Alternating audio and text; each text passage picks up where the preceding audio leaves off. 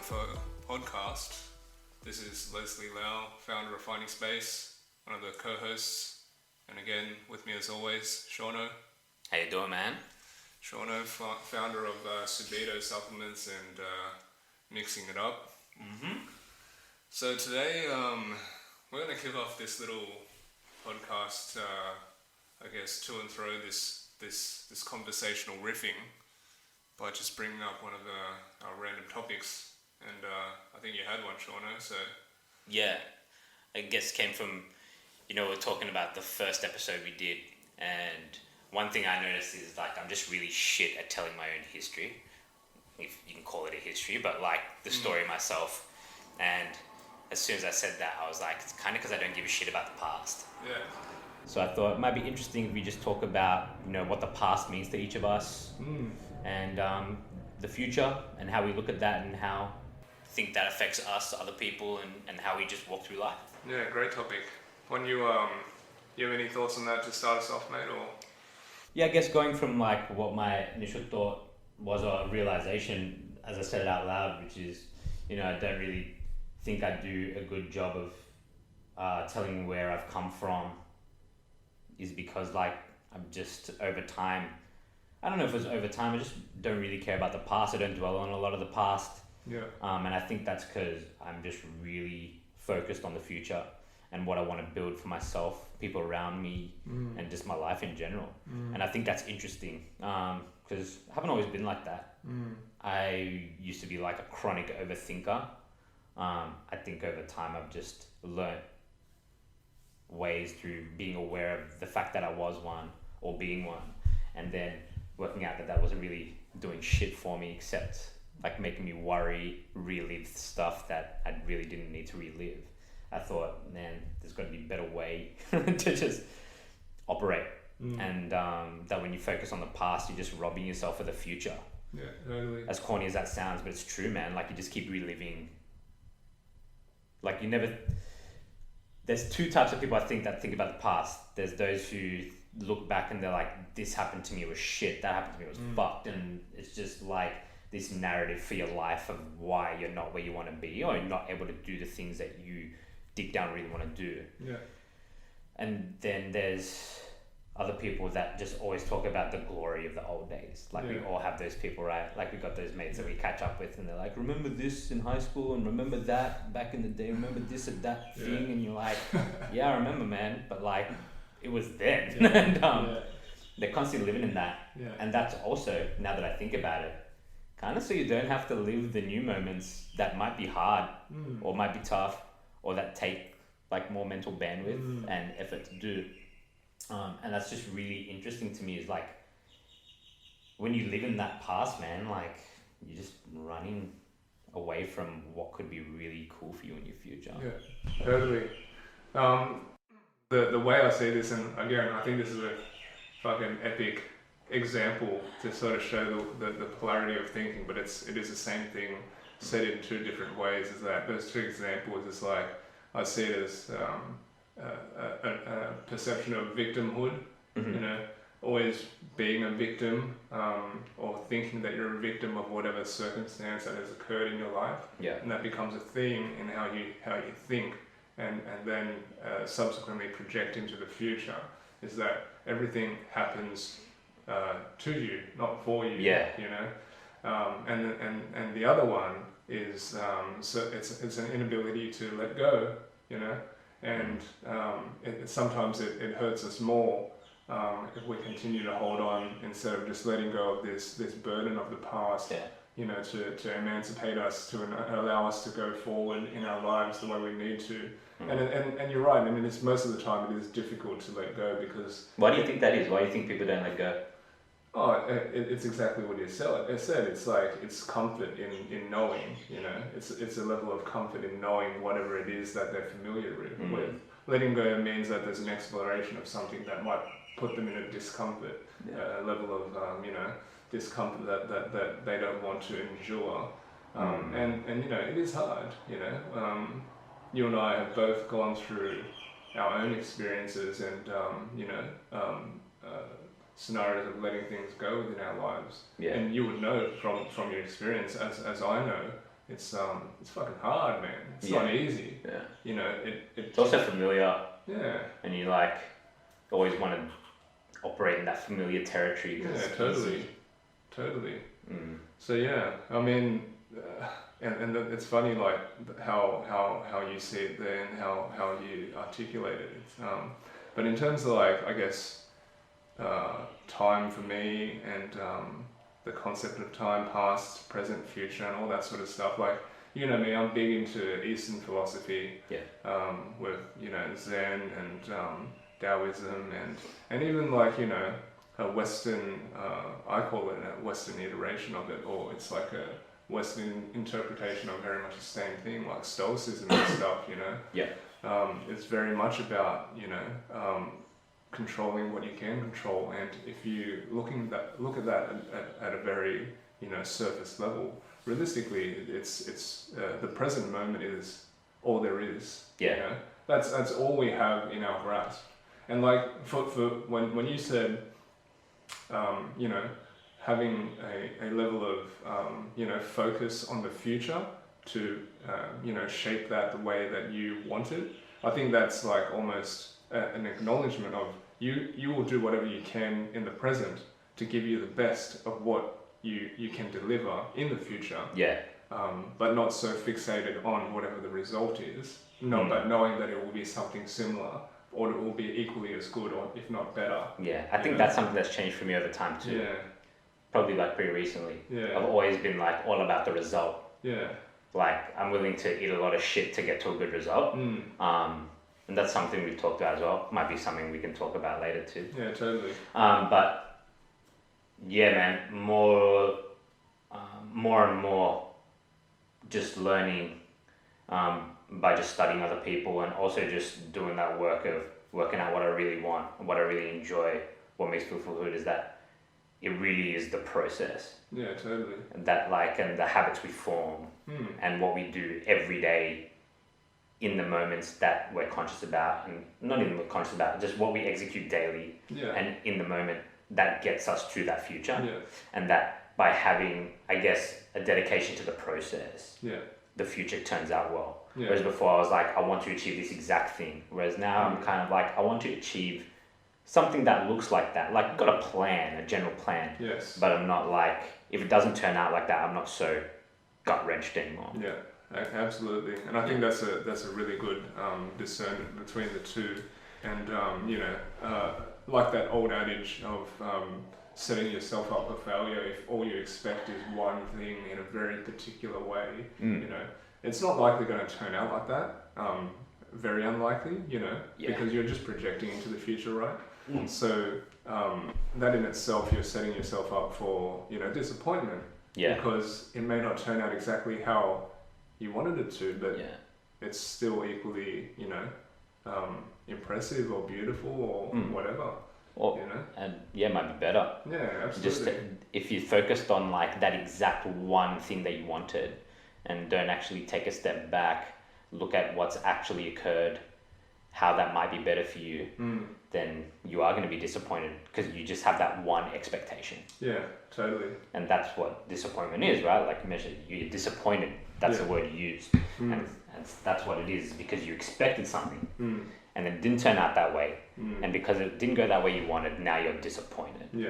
But it's like, it might be better in a lot of ways for other things that you may want that you didn't think about, or other things that you do want that you haven't thought about in this context. Yeah, absolutely. And that's I think that speaks to one of the big things that you always advocate, is that life happens for you, right? Yeah, it does. It truly does. Life happens for us, not to us. And like, it only happens for us if we're open to it happening for us. And what I mean by that, and you can talk to this a little bit more as well, is that, if you are closed to the idea of anything else outside of what you have envisioned or thought about, then, you're not going to pick it up. You're not going to think of all the other possibilities that are out there for you, right? All the other opportunities. And that's, that I think that's what you mean by that. Totally. Like, things go wrong all the time by how you respond. instead of react is super important. Totally. And then what you learn from that process can grow you, it can make you better, it can put you in a position to know what to do the next time something quote unquote goes wrong. It happens all the time. Like something will turn to shit and it sucks because it didn't turn out the way you want, but then you see how that turned to shit, you know what not to do next time. Yeah. And then the next time you're presented with the same type of circumstances, you know what not to do. That's a massive benefit to you. Massive. Yeah. Right? Absolutely. Massive. Yeah. And like that's, you can look at that as something bad happened to you, right? And you're just like, that was shit. And that's where it ends. And you're the victim. Yeah. Or you think, why did that happen? Yeah.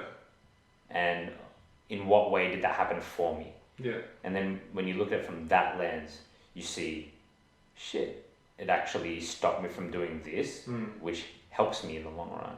It showed me that this is what can happen if I do X, Y, or Z. So now I know to consider that before I go forward with some other executional plan. Yeah. Right? And you're better for it. So, yeah, man, life definitely does happen for us. I think not to us. And it is all in your perspective on that. Yeah. And choosing to have that perspective. Yeah. We'll come back to choice. And I think that's one of the big things here as well. But you know, to talk to that and what we learn out of, you know, the perceived negative circumstances or situations in our lives. It's not just about in the context of, you know, in business or work or whatever it is. It's in life in general, right? Yeah. And it helps bring a bit of, you know, steeliness to our resolve. You know, it galvanizes us that little bit if we allow it to or we know how it's trying to do that for us. And I think, you know, the biggest example for me in my life, and you know, I've shared this in the opening episode, and I'll continue to share this, is that I truly believe, and I talk to this to everyone who I tell, is that the diagnosis of cancer and that whole you know, arduous process of treatment and you know, being eventually cured of it was a blessing in disguise for me, because before I had that, I wasn't courageous enough to wake up and realize that I was, you know, fucking pushing a rock up a hill. Yeah. You know, but until that happened, I was like, okay, that was when I really decided to make some changes in my life. Yeah. And it was tough.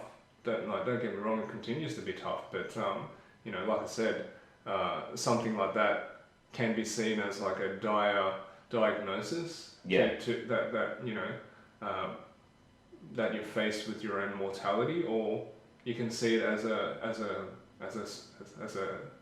kind of a wake up call. You know? Yeah, man. And that's exactly what it was for me. It was just, it shook me out of this fucking stupor that I was just like, you know, just being like walking around like mindlessly in this world, just wondering when it's going to get better for me, to opening everything up to me, like, you know, like, and everything, I mean everything, you know, it expands this level of limitless for you, you know, the way you perceive it. Like who you are now, you know, from my perspective, to who you were before you had cancer is like fucking chalk and cheese, man. Yeah. Like you're a completely different person for the better. Yeah. Right? And I don't think anyone could argue otherwise. Yeah. And maybe the friendships that I ditched, they might argue otherwise. They might. Yeah. They might. But they're still probably talking about the glory days of when you guys used to hang out, you know? Yeah. But yeah, dude. Like, how many people would have just, or do get diagnosed with cancer and like, fuck, why did this happen to me? Yeah. Yeah. And then there's also everything else that goes with that, like how your mindset manifests into your physiological responses, how you heal from things if you do. And like, man, if you just chosen to be the victim, you know, keep coming back that word as well, like being a victim and the victimhood of it, like, who knows where you'd be right now. Totally. And like, I want to like clarify as well, like, it's not like when I was diagnosed, I was like a fucking, you know, stoic, emotionless dude who just I said, think that's important okay, cool, to tell people too. all right, I'm gonna fucking do it Yeah. and just fucking make my way through the treatment and be cured. Mm. I went through my own personal grieving process of first processing what the fuck just It's happened. scary, dude. How old were you when you were diagnosed? 27. Yeah, 27. Yeah, man. So and the type of cancer was also one of those ones that are usually found in older men, in their 50s upwards. So it was a real shock to me, and also the people who diagnosed me. But the point is that I didn't really wallow in my own grievances, and I didn't wallow in that victimhood. I felt it, and I allowed myself to feel it. And I expressed myself. I cried. I did all those things, and I allowed myself to feel everything. But then when it came down to going into that radiotherapy session day on day on day on day, doing those chemotherapy treatments, going through everything, it was just about just fucking doing it. I just had to do it, and that's it. Like, what other choice did I have? Well, you did have other choices. Oh, yeah, exactly. You were just conscious of That's your right. choice. That's right. So, again, it was very helpful for me to hold a different perspective whilst going through something as long and difficult as that. It was helpful because I'm sure it would have been much more difficult if I was like crying woe is me the whole time. Yeah. And also like what that would have been like for the people around you. Yeah, totally. Because we're all like so inwardly focused, and it's important to do what you want to do and be how you want to be, but the fact is like we affect all the other people around us. And I think if you'd taken on, or the way that you chose to deal with it definitely also helped the people around you. Like if you're not feeling sorry for yourself, it makes it very hard for other people to justifiably feel sorry for you. Yeah, absolutely. And like that's probably like a topic for another day, in terms of how help is more of a request than an offer, especially in circumstances like that. It was I get it. I understand that people are concerned, especially your loved ones, but at the same time, I wasn't dying. Yeah. I was just going through a cancer battle, and many people do. So yeah, I mean, those are the types of things about the choices you make and how you choose to perceive certain situations in your life. And I think that sort of nicely segues into back to the original question about the past, right? And how I personally view it. And it's this very similar way to like how we've been describing it to now. Like, I feel like when I reflect upon my past and my childhood and adolescence and things like that, it doesn't seem very real to me, in that it seems scripted in a certain way or directed by someone else other than me. And like I held resentment here and there, and that's like what I associate with the past. And some of that resentment is to myself. A lot of it is to myself, actually, in terms of like why I was a certain way, or why I didn't do this or didn't do that. But like I again see the past as something that is part of my story, and all those things that I felt were negative within my life or didn't seem to make sense, whilst I was growing up, or whatever it is. It all led to the point of my personal awakening to what it was. All those blocks came, piece by piece by piece, until boom, that point opened me up and said, oh fuck, all right, it's time to shift now. It was trying to tell me that the whole time. But yeah, that's how I see the past personally. It's taken a long time for me to really reconcile with that. And I still sort of do, obviously. I think you never really conquer something like this. Like you said, it is just a commitment, to the work, to the practice. The way I like to explain it is the practicing the art of practice. It is practice, and you practice the art of practice forever. and Yeah. it's just a disciplined way of Interesting. doing it. Yeah. I guess like for me, man, the past, like I now choose to look at it as a collection of moments and memories that have just taught me lessons. Yeah, absolutely. That's You know? exactly it. Yeah. And especially anything that I thought was negative at the time. There's always something to be learned from it. Yeah. Again, as corny as it sounds, but there really is. Like if you take the absolutely time to reflect on it, and I guess that's also, I think, a good distinction to make, which is there's a difference between like what's the word I'm looking for? There's a difference between reflection and using your thoughts of the past and assessing them to help you into the future, and just blindly overthinking about what you could have done differently that is actually not a possibility now Yeah. to do anything positive for you in the future. Yeah. Like if you're just thinking about something that happened in your past and why it was so fucking bad and why did it happen to you and why did it happen this way and why couldn't it have happened this way, like they're all fucking like rhetorical questions essentially, because it's happened.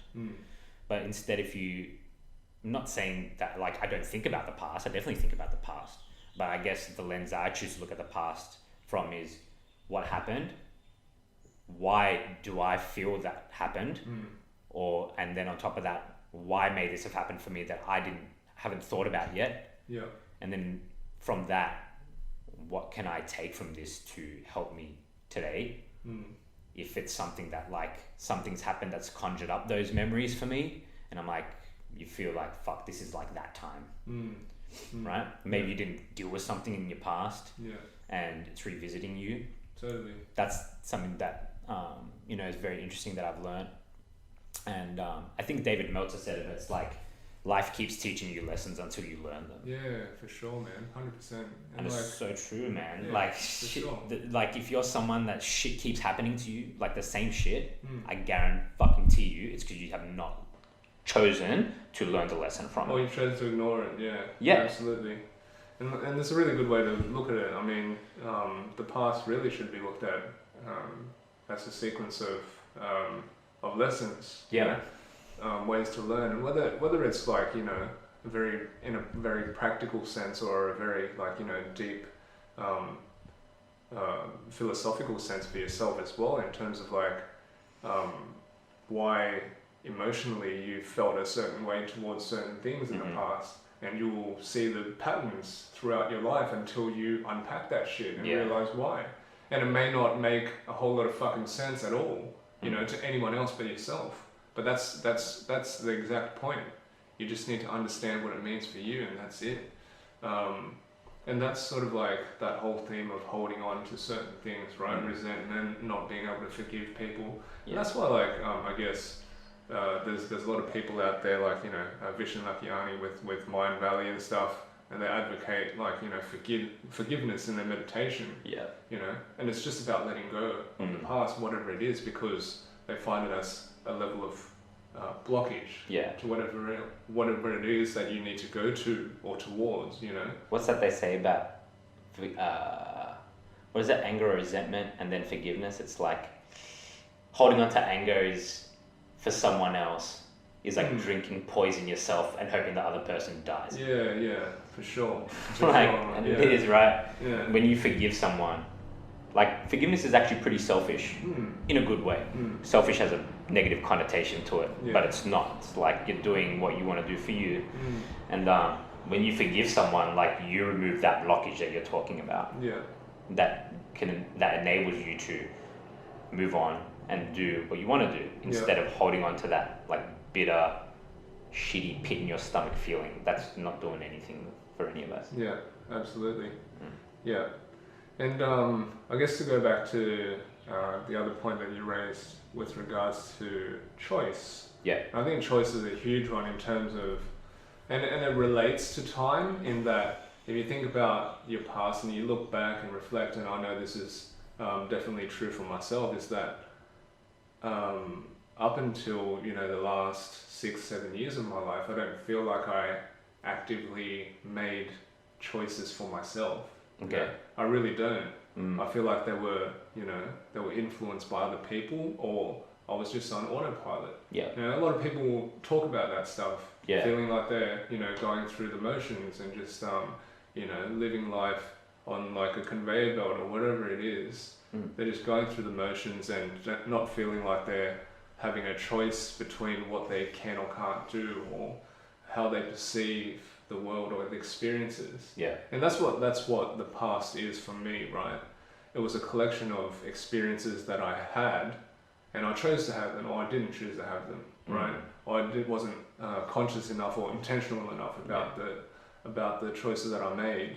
But now that I am quite conscious and aware of everything around me, and know exactly what drives the choices or the life that I feel like I need to live, then I choose accordingly, and that's the experience that I have in my life. Yes. You know, that is like a very, like, you know, you can you know, interpret it as, you know, metaphysical, whatever, like esoteric, blah blah blah, but it's practical as well. Yeah. You know, think about like a very practical example of, you know, going to the gym and working out, you know, getting fit and stuff. Like, you have a very clear choice in front of you. Yeah. If you choose to lounge around, then you suffer the consequences. You take, you know, that's the sacrifice you get. You don't get fit. You don't get the results that you feel like you want. If you choose to go to the gym, regardless of whatever emotions or, you know, how hard it is, blah, blah, blah, blah, that's like a little piece of the puzzle that you're trying to build.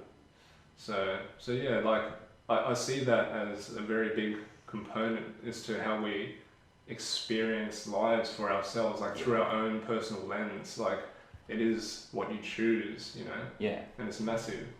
Everything is a choice. Totally. And we're just a sum of every single micro choice or macro choice we've made. Absolutely. And like, our choices are all made by us, we're responsible for them. I also, you know, that I believe that like we are individually responsible for everything in our own lives. Yeah, 100%. And 100%. You know, and that's the reason that is because we make the choices we make. Yeah. And we choose to make those choices. Totally. Right? Based on like our values and priorities, like our priorities coming from what our values are. Yes. And you know, every single thing in your life can be led back to choices you've made. Yeah. Simple as that. Yeah. That's it. Yeah. Like, and there's choices that go into other choices. Yeah. If you want to get like deeper and deeper on it, you know, like the thing of wanting to get fit, go to the gym, like you've got to make the choice that is important to you. Yeah. And that's based on like what you value, and you're going to make that a priority. You choose to make that a priority or not. Yeah. And then you need to choose what you're going to stop doing, choose what you're going to be doing going forward. And at every point in time, we're making choices about what we're going to do in the next moment and the next moment and the next to try and move towards that ultimate choice we've made. Right? And I think that's really interesting, like that notion of control that we have over our own lives. And if you feel that or not. Yeah, for sure, man, for sure. And like, we may feel like, or we say to ourselves, we have control and all that sort of stuff. And I think the gym analogy is great. Like, in the choice on the choice, right? Yeah. If we choose it to be a priority for ourselves. Yeah. Like, I reflect like my own life, and I used to like go religiously, right? But it wasn't because I prioritize it per se. I prioritize it because people felt that, you know, the aesthetic that I was trying to achieve was good. And you placed your value, or you valued their opinion of that. Yeah, totally. Right? That's right. It wasn't like that's what made you make it a priority. Yeah. It wasn't like a pure choice on my behalf. Yes. Like right now, I still work out and train and stuff for a very different purpose though. You know, I have goals to just be very mobile and like, you know, debunk the myths of being, you know, old and decrepit at certain ages and not being able to move and walk properly. You know, that it's just about fluidity and you know, cliche flow in life. That's a part of it, and I need to do my part mentally, physically, as well as spiritually, right? And all plays a part. So the choices are very different, and they're driven by very different, you know, priorities and intentions. Yeah, man. And I guess like thinking about the hustle and flow of choices, right? Like from a hustle perspective, like every choice leads to a greater outcome. And that's why it's important to be like hustling with your choices and hustling, period. To me, anyway, right? Like, this is my opinion. Anyone can take it how they want. But for me, I'm like, I make the choice to actively hustle in pretty much everything I choose to do. Yeah. Like, I think there's also this misconception that like hustle is always fast. Yeah, totally. Right? Oh, 100% man, there is, yeah. And Sure. like, dude, there's a lot of things that require a very slow grind. Yeah, totally. That sounds kind of naughty, a slow grind. Well, But there are definitely things that like, you know, candle needs to burn over time. yeah, But you need to choose to light the fucking candle, totally. right? And then after that, you got to choose if you're going to put it out or not. So, like, again, coming back to the gym thing, you have to decide if that's important for you. Yeah, Then you have to choose whether you're going to, how often you're going to go. yeah, And then every day when you wake up, you have to choose if you're going to go. yeah, And then when you get to the gym, you're going to choose what you're going to do. And like, you need to be thinking about this shit. yeah. Because if you're not conscious of the fact that you need to be constantly making choices, like, you're going to be led by other things. Well, you're probably making And you're not gonna choices make- for the wrong reasons. Yeah. Yeah. And the choices that you end up, because you're going to make a choice, right? You're going to do something one way or another.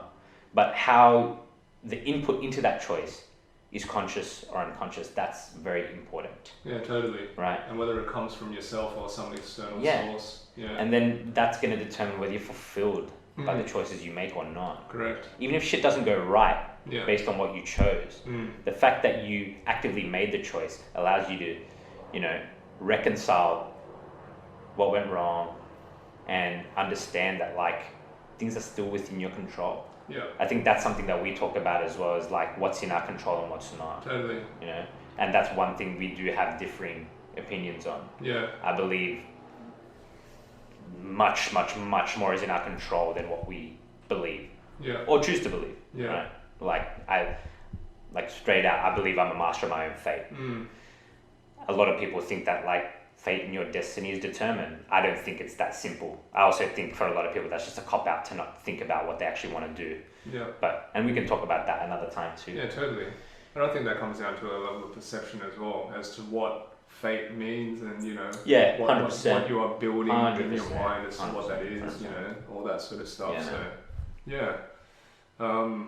But we are the choices we make. I think we could agree on that. Yeah, absolutely. And I mean, you know, we've talked about very practical examples as well, and I don't want to downplay, you know, the mental aspect of it in terms of the choices of how, you know, we choose to see or feel, or, you know, contextualize situations, you know, Yeah. because that in itself, regardless of what the situation or circumstance is external to you, you know, that the external environment is always going to be objective to some degree, right? How you perceive it, how you see it with your eyes, how you pick it up through all your senses, is going to be a choice as well. Yeah. For you, you know, whether it's conscious or unconscious. Most of the time it's unconscious because we think that, you know, I see the same shit as you see, you know, I hear the same shit that you hear, but it's not the case, right? And we don't hear it the same way, don't see it the same way, all that sort of shit. Yeah. And then that stuff leads to, you know, how we experience it in terms of emotionally. Like, I'm sad because of this situation, I'm happy because of this situation, all that sort of shit. And like, a lot of people are more directed by their emotions than the other way around, Yeah. you know? So That's interesting too. Being directed by your emotions or the other way around. yeah, because a lot of time you think about it, like a very simple example is when you like stub your toe or something. You're like, oh fuck, you know, it hurts and stuff like that. But you know, pain, if you break it down, it's just like a message from a receptor up into your brain. You know, there's no actual like quote unquote pain per se. It's just a message that's telling you yourself that it hurts down there, right? So you can actually choose not to feel that, or to feel it in a different level of severity if you wanted. Yeah. You know. That's why people have different pain thresholds, right? That's right. According to their experience, how they feel. Obviously, Totally. physiological shit comes into play, but like. Yeah, absolutely. You know, like obviously, I'm not saying that you can do that overnight. Like, you know, there's people you see on the fucking internet where they like have, you know, iron fucking ball sacks. They get kicked in the nuts and they don't feel it and stuff like but that. But it's funny you should talk about the toe thing, because I didn't tell you when I came. Can you see my toes all fucking bruised? Yeah. So dude, it was like black blue completely. Like 2-3 days ago, I was walking in the shopping centre with Christina, and I just turned to get onto the escalator. I don't know what happened, and I cracked the fuck out of this, like bang, like really hard. So hard that the guy behind was like, "What the fuck was that?" Right? And it hit so hard. It was one of those like, it shocked me, and you know it's gonna hurt, but it hasn't hurt yet. Yeah. And then I was like, ooh, I thought there was gonna be like blood everywhere. I was wearing like open slides, and I kicked this like stainless steel box, like all my legs might felt like.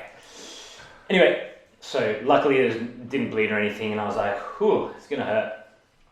Started walking a bit, and then you know, like when you stub your toe, like it hurts really bad, and then it goes away. Like it's just not going away, man. Yeah. And ended up but my point is that I could have just been like, shit, I stubbed my toe. And definitely like throughout the day, I was reminded of it because it actually did hurt. Yeah, of course. But I made the conscious choice to not be like, I've stubbed my toe, this has ruined my day, and now this is gonna hurt real bad.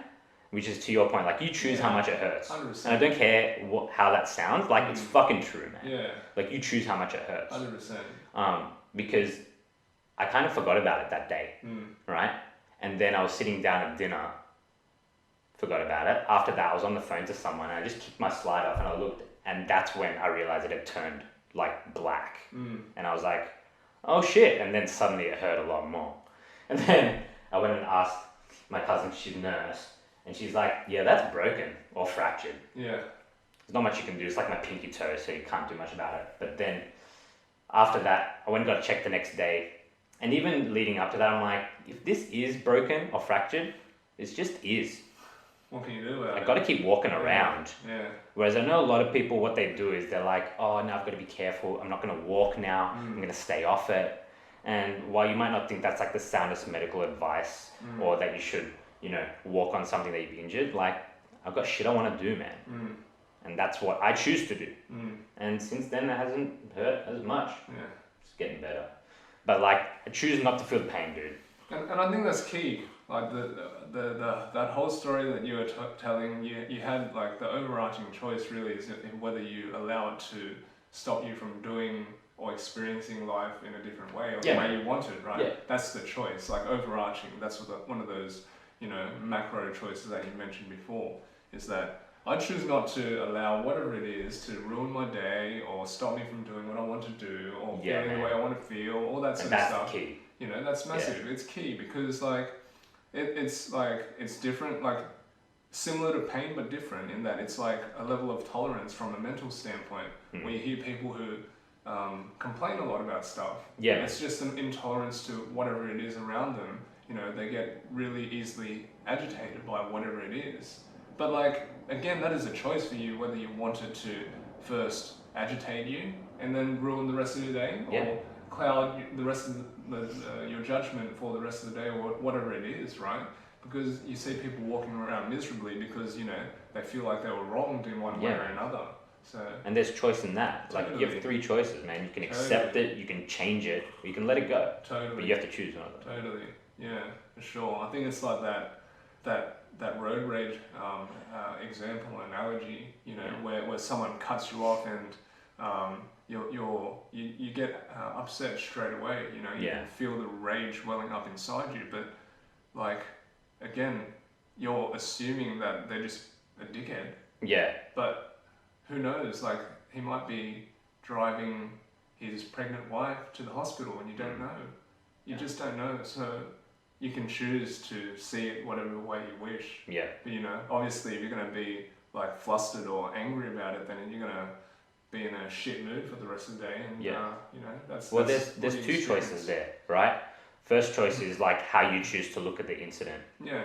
Is it like, oh fuck, this guy's inconveniencing me, he's inconveniencing everyone on the road, he's being a dick. Or two, hey man, is something up that this guy needs to get somewhere fast?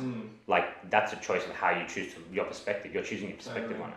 And then after, depending on whichever one you chose, like if you choose to if you think he's fuckwit and just cut you off because he's that way, you can choose to stay angry about it, or you can just choose to let it go and be like, well, I guess maybe he's a dick.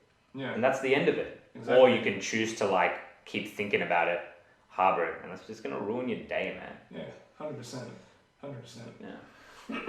So yeah, anything else on the past? I don't know how we got there, but you know, I think everything will be interconnected and like sort of lead us one way or another. I think that's the beauty of these conversations, is that it doesn't solely stick, you know, to the past, quote unquote. There is no barriers or borders to this shit. We just riff off and let it take us wherever. And I think that's the beauty of our conversations, why I enjoy them so much, is because like we don't box them. We're not like we're talking about just this. And we always end up getting to some other point. Maybe they'll lead on to the next one. But that's the past. So send us your thoughts, whatever you think, any feedback, anything you want us to talk about. You know, maybe that'll be cool to have people suggest topics for us to talk about and just riff on. You know? Man, that would be cool. But yeah, until next time. Until next time, guys. See ya.